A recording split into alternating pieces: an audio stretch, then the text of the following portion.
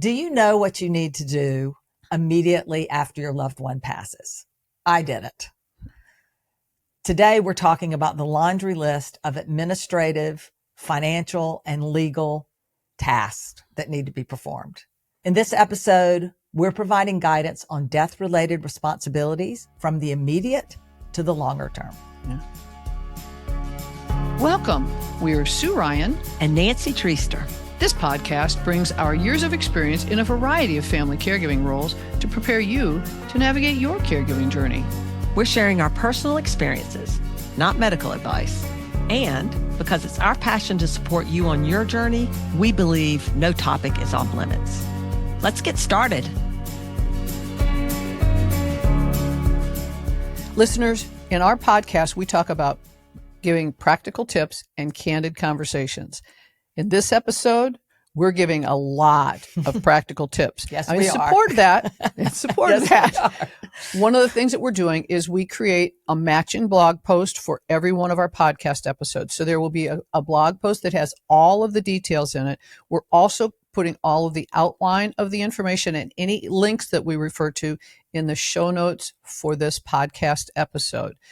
So we recognize there's a lot. However, we're doing this because it's what we wish we had known about in our caregiving journeys. Exactly. So if you're following along with the Navigating Dementia Caregiving Roadmap, this falls into step 20.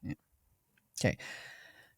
When your care receiver dies, no matter how prepared you think you are, what you need to do next can be, and we've learned, can be overwhelming and an often confusing process. This is not what we do all day, every day. It's reasonable we don't know. Many people find themselves unprepared for the many financial, legal, and administrative tasks that must be handled during this already emotional time in our lives. No kidding. It's a lot. Wait till you get to the end of this podcast. Yes. You're going to realize it's a lot. Yeah. We've split it up here, though, into what you need to do immediately, what you need to do within the first few days, what to focus on within the first few weeks and months, and so on. So we've tried to split it up so that you don't have to be overwhelmed by everything we're going to talk about at one time. And we want to make sure nothing falls through the cracks. There's a lot to learn here. Yeah, there is. And one of the things that we talk about in podcast episode 30, we talked about a lot of the things that you can do ahead of time. So if you haven't listened to that episode, we highly encourage you to do that, because as many things as you can do ahead of time keeps them from being things you need to focus on now at a time when you already have a lot of things going on, and especially emotionally. So let's start with tip 1. Tip 1 is what we want you to prioritize immediately after someone passes away. First, you need a legal pronouncement of death. If your loved one is under hospice care, if hospice is not in the room when they pass away, call hospice, let them know your loved one has passed away. They will send someone and they will create the legal pronouncement. If your care receiver passes away at home and they're not under hospice, if you're in the U.S., call 911, but you call emergency services. They will send someone who will come to your house and pronounce this person is officially dead. If your loved one is in a care community, the care community will do the pronouncement. And if they're in the hospital will do the pronouncement. Whoever pronounces death will contact the right people to pick up your loved one's body. If they're under hospice care, care community, or a hospital, they will call the funeral home to pick up your loved one's body. If they die at home without hospice, 911 will call the coroner, and they will decide who picks up the body and when it's released to the funeral home. But in the end, the funeral home is the one who will have your loved one's body. Also, at this point, you're going to want to notify family, friends. You may have prearranged care for dependents or pets. If your loved one has responsibility that need to be prearranged for, you've probably already got people. You need to call them and let them know, or anyone else that you think belongs on this top immediate notification list. If you listen to episode 30, you may have already created a notification tree. That's what we recommend, which says that you only have to contact a handful of people immediately after they pass away, and that those people are responsible for contacting the next layer of people. So that doesn't all fall on your back as a responsibility. If your care receiver lives alone, you also might want to, at this point, ensure their home and their belongings are secure. You may even consider changing locks and taking valuables and putting them somewhere safe. Also, at this point, we suggest you get a piece of paper out and start that list of who you're going to eventually write thank you notes for. Because there's no way you're going to remember them all. No. And you know what? It kind of catches you by surprise. Some flowers shows up. Somebody shows up with food. The word gets around pretty quickly. And I probably had 3 or 4 things before I realized, oh my goodness, I better start a list. Yes. Because I'm not realizing that this is the list of what I'm going to need to send thank you notes for. So get that piece of paper out, write thank you notes on the top of it, and then you can start listing that and not miss that part like I did. I'm glad I caught it when I did. Eventually you will have to contact the funeral home yourself. The body will, if it's taken immediately to the funeral home, they've got that. Mm-hmm. You will have to have chosen a funeral home. Once again, if you did that in pre-planning, that's great, because they will ask you which funeral home you want the body taken to. So you will have chosen a funeral home. Hopefully at this point already met with the funeral home once. But there are some things that you have to put into motion after your loved one passes with the funeral home. So you will have to call them and let them know that you're ready to put those things into motion. Look at the end of life. In addition to listening to the podcast or reading the blog for episode 30, there's also an end of life worksheet that's in the guides, which goes through a lot of things that you could have predetermined with the funeral home. A lot of the paperwork could have been pre-filled out, but there are some things you'll have to do actually at the time of, or right after the time of passing as well. And we'll put a link to the guides in our show notes. Exactly. Some of this is things like ordering death certificates. They'll suggest 5 to 10. Sue and I both agreed we didn't need more than 5. We didn't. I think there have been enough changes that it's really down to, I didn't even need, I think I needed 4. So, yes. Because you don't always need the original. And it wasn't expensive, like $5 each, but you can always order them after the fact if you run out. So I'd say start with 5. I mean, that's what Sue and I agreed to. Yeah. Let's just start with 5. I think you're good. You may end up using copies of the death certificate, so it's not always an original that somebody needs. You can't get copies of the death certificate immediately, however. It takes a week to as much as 3 weeks, and that's if there's no investigation into the death. So the death certificates are delayed. So some of the things that require death certificates, there's just nothing you can do about it anyway. So don't worry about that right now. There's plenty of things to focus on instead. We do encourage you to pre-arrange things, like we've said. Some of it is around creating and posting the obituary. Hopefully you have already created some baseline for the obituary. Yes, hopefully you have. And if you haven't, now's the time to write the obituary. Yeah. And at a minimum, you will want to post it. The funeral home will help you do that. They'll post it on their website usually. You may want to post it on social media, and they'll help you if you want to put it into a paper of some sort. So Sue did not pre-write one of the obituaries and found it was a challenge. It was not my most positive experience. I had never written an obituary before. Mm-hmm. I hadn't really thought about what needed to be in it. I'm sitting there and all of a sudden I'm told, okay, I need the obituary. And I wrote an obituary. Unfortunately, I left several family members out of it. And at a time when you've already got a lot of things going on, I felt so bad about that. Right. So please frame the obituary first and have family members, especially if you have a blended family, have family members look at it so that you're not saying anybody's name incorrectly of like how they're related, or you're not leaving them out completely. Oh, that was not my best thing. Yeah. And the funeral home will help you do that. So they will. Once again, best to have done that as much of that up front as possible. You will need to finalize it at this point, obviously, because there's dates involved. Right. Things like, does your loved one want to be cremated or buried? Do you want a military funeral? All those things can be predetermined, but if they aren't, you'll need to work with the funeral home and get all that taken care of at this point. Once again, links, all that. We'll make sure you have links to the worksheet, which is on our guides and worksheets page, and it is also part of episode 30. So in tip 1, we talked about what to do immediately immediately to like the first day after your loved one passes. In tip 2, we're talking about things to do in the next several days and weeks following their death. And if you haven't already, make sure that you have all of their essential documents together in one place. Here are some of the ones that you'll want to include: wills, trust documents, insurance policies, financial accounts, and statements.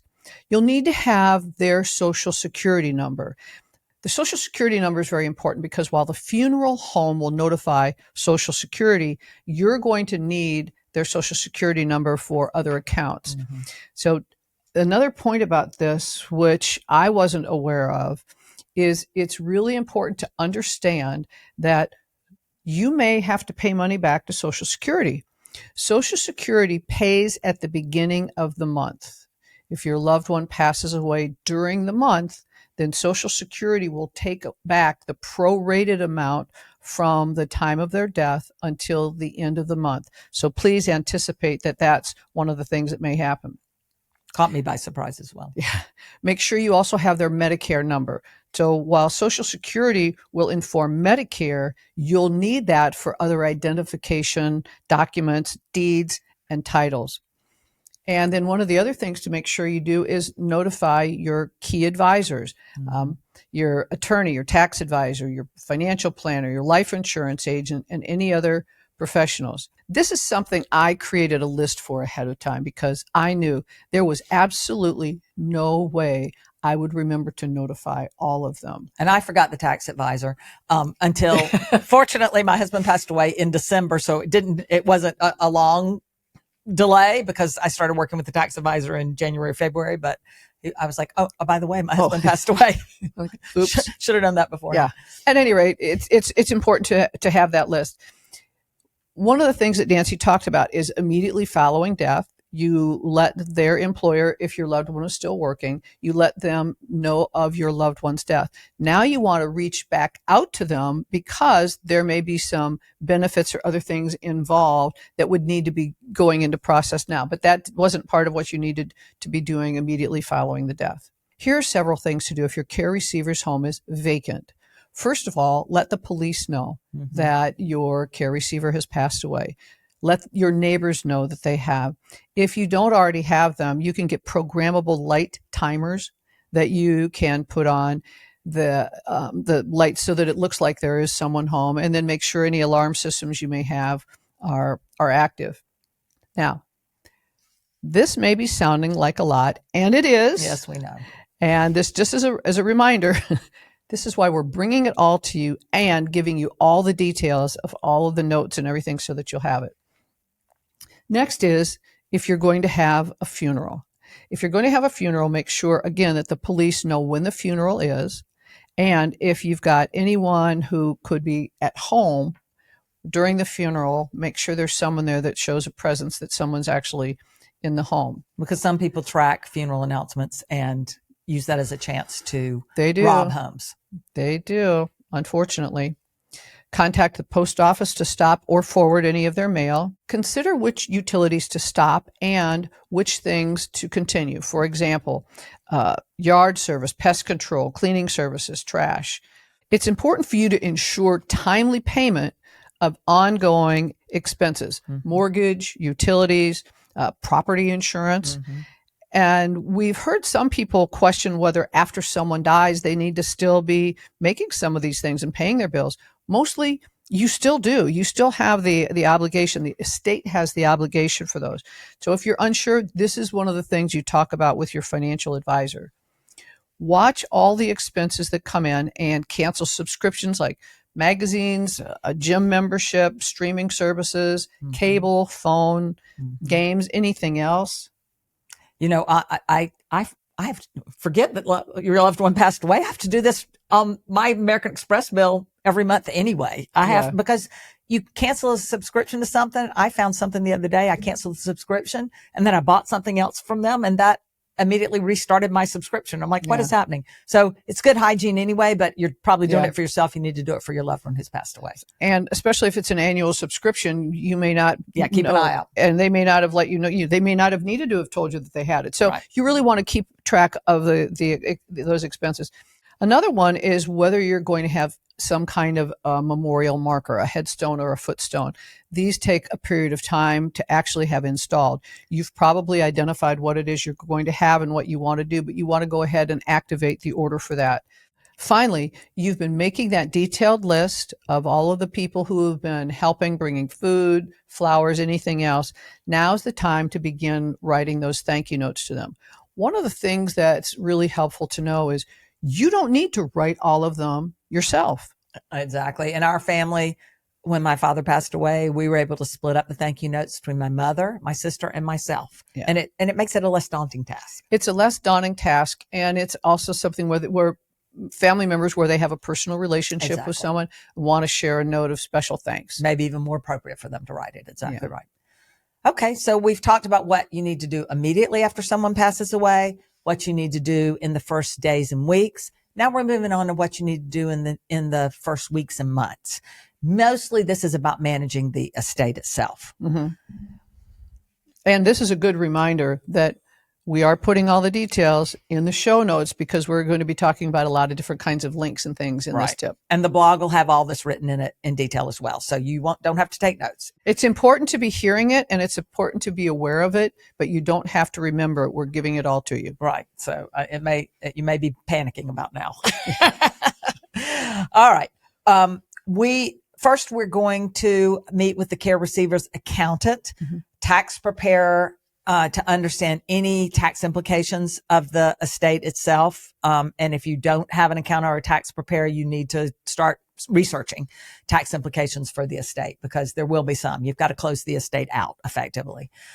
Even if you're married to the person, I still this year have to close my husband's estate out. So you have, at least in Georgia, we have a year to do that. Notify financial institutions like banks, credit unions, mortgage companies, investment companies, health, auto, homeowners insurance, etc. At this point, we want you to explore what options you have if you're a surviving spouse or a descendant, and understand the process if you're on those accounts with them or they're on the accounts with you of removing their name. You don't necessarily, you actually might not even be able to at this point necessarily remove their name from those accounts, but you need to know which ones are going to require what. We'll talk more about that in the next tip. Because you will ultimately need to, but now you may not be able to until the estate gets settled. Exactly. Also understand what's required in terms of transferring titles for homes or cars, if those titles are going to get transferred and things aren't just going to get sold. So this is about gathering your knowledge so that you can execute at the appropriate time. Right. If you have life insurance or long-term care insurance or something like a pension that's going to pay out in a claim, you want to notify those folks as well at this point that your loved one has passed away. Some of this you have to wait until you actually get the death certificates before you can execute. So, it will literally be weeks, probably 1 to 3 weeks before you have a death certificate. So some of these you cannot execute until you have the death certificate with you. One of the things that did surprise me when my husband passed away is some of these companies are notified. They already know about it. Before I had the opportunity to notify the company that my husband had a pension with, they sent a letter, and I actually reached out to the president of the company. I was so offended by it. They sent out a letter that was almost accusatory and about making sure you're required by law to get this and da-da-da-da-da. So don't be surprised like I was. If you receive a letter before you've had an opportunity to send something in that is declaring you need to do this, they may have been notified before you, or I don't know how they got notified before I did. Probably through the Social Security. So that actually, goes to, so the funeral home will notify Social Security for you. You don't need to do that. Right. We had that on our list to do and found out pretty quickly. Last year, my father died in January, my father-in-law died in October, and my husband passed in December. So we were learning on the fly fairly quickly amongst each and every one of these. So we were very surprised to find out that we didn't have to notify Social Security. It was on our list. The funeral home notified Social Security, but how Social Security took care of things automatically was different. And so it was interesting to learn. If you are the spouse of someone who passes away, this is in the US, of course. If you're the spouse of someone who passes away and you are also taking Social Security will make the adjustment. For example, if you make less in Social Security than your spouse did, they will adjust you up to the appropriate amount automatically. So that happened for my mother and my mother-in-law. If you are the spouse and you're not taking Social Security already, which I was not, you have to call Social Security and apply for the Social Security benefits. So I have done that. But that's something that was interesting to work through, and we want to make sure you have the information. There also are potentially Social Security death benefits for other people, for divorced spouses, for children's and other dependents. So please investigate what death benefits you might get from Social Security if you're in one of those roles and not actually just the spouse. If your care receiver has a will, this is also a bit complicated. It's really not complicated, but it's complicated to explain. If your care receiver has a will, or even if they don't have a will, whether they go through probate, and I'll talk about what probate is in just a minute, whether the will goes through probate to assign an executor officially or an administrator, which is what gets assigned if they don't have a will, those requirements are state specific. So it does help to have, if someone drew up the will, that's an estate attorney, it's helpful to have their input into what you need to do to get the will, or do you even need to put the will through probate to have those things assigned, because that's unique to your state. So first, contact a state attorney if you have one and just figure it out that way. If not, you can investigate it in your state through the city or the county probate office. Let me read you the definition of probate so you know what it is. Probate is the court supervised process of proving a will is valid and distributing a deceased person's assets.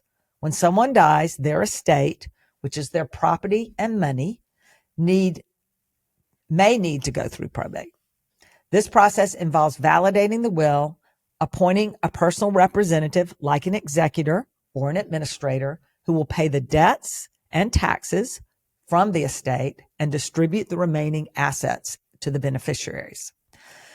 If you don't have an estate attorney, either contact an attorney or take the will to the appropriate city or county probate office and get more advice on how things need to go at that point.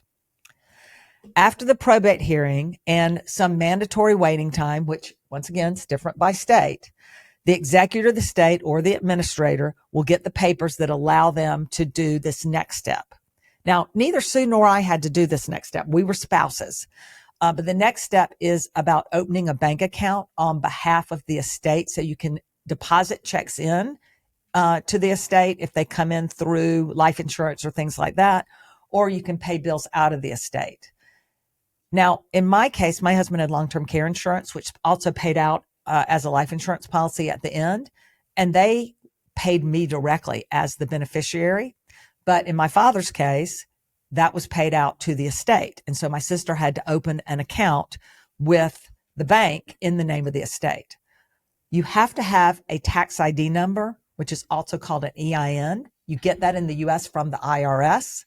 It's an easy process to do that online. We'll provide the links in the show notes. Once you get that tax ID number or that EIN number, you can take that with you to the bank and open a bank account. So tip 3 was talking about what things to do as you're managing the estate.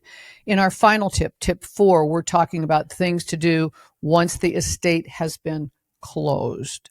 In tip 3, we learned about things to do as we're managing the estate. And now tip 4, our final tip, talks about things to be doing once the estate has been closed. When we were talking in step 3 about financial institutions, we learned that they each have different requirements. So we want to make sure that we get our care receiver's name removed from any of their financial accounts. We need to get all of their titles updated. And one of the reasons for this is that we want to do everything we can to prevent identity theft. We're going to have another tip on that coming up, but identity theft can be very common in these areas. So when we talk about learning what each institution requires, we said some are going to need the original copy of the death certificate. Well, especially when you're only going to order 5, some of them only require a copy. So make sure when you get the death certificate, you make some copies so that you could use that. Some are going to require that the estate has already been closed. They're not all going to require that, but some also need to have you have proof that you are the legal executor of the estate. The official proof that you are a legal representative, either an executor or administrator, is a legal document. In the United States, if you're the executor, this is called letters of testamentary. And if you're the administrator, it's called letters of administration. These documents are issued by the probate court and grant you the authority to act on behalf of the deceased person's estate. Something else that's extremely important to do to prevent identity theft is notifying the credit reporting agencies. In the United States, these are Equifax, Experian, and TransUnion. We're putting the links to those in the show notes for you. Next, the surviving family should also update their wills, their trusts. And if you've inherited anything, you need to talk to your financial advisor about potential tax implications. You also need to make sure your insurance is up to date if you've inherited a piece of property or something else like that. Finally, you need to file the tax return of your deceased loved one. Yes. All right. We know this is a lot. This is a lot. We're writing it all down for you, but we wanted to make sure you had this information. Yes. So let's summarize. Okay. In this episode, we talked about navigating death-related responsibilities from the immediate to the long term. We shared 4 tips. Tip 1 was what to prioritize immediately after death. Tip 2, what to put on your list to handle in the first few days and weeks. Tip 3 was over the next few weeks and months, mostly about managing the estate. And tip 4 is prioritizing these things after the estate is closed. If you have tips about this topic, please share them on our Facebook page or our Instagram page. The links are in the show notes. I think we've mentioned 100 times, but I'll say it again. For every podcast, there's a blog. And for this one, it's really important. Yes. So find the podcast number, look in the blogs, you'll find the same blog number, and you'll get effectively the notes from this podcast. If you're following along with the Navigating Dementia Caregiving Roadmap, the 20 steps, this is step 20. Yep. And the link for that guide is on the caregiversjourney.org, part of our site, under guides. Take advantage of that. And we've also included that as a link in our show notes. Of course. And as we close this very important episode, this is one of the reasons why we say this at the close. We're all on this journey together.